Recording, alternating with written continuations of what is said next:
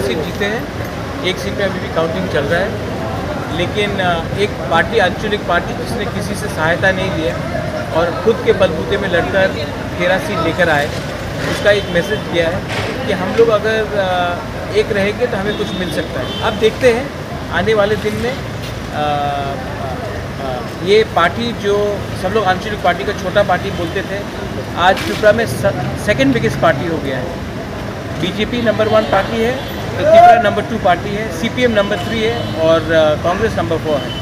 तो नंबर 0 से नंबर 2 आना भी एक आसान चीज़ नहीं होता है, हमने किया है। मैं सब अपने वॉरियर्स का तो थैंक यू बोलना चाहता हूँ, हम भाई बोलना चाहता हूँ। और आने वाले थोड़े दिन में हम देखेंगे कि हम कैसे अपने त्रिपुरा का कॉन्स्टिट्यूशनल सोल्यूशन के बारे में हम लोग बात करें या आने वाले दिन में क्या रणनीति है। त्रिपुरा माता को जो चिकन पाती बोलने वाले वो सीट चैंपियन हुआ क्या बोला?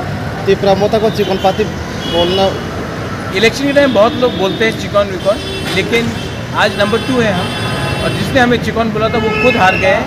अब उसको इतना इम्पोर्टेंस नहीं देना चाहिए।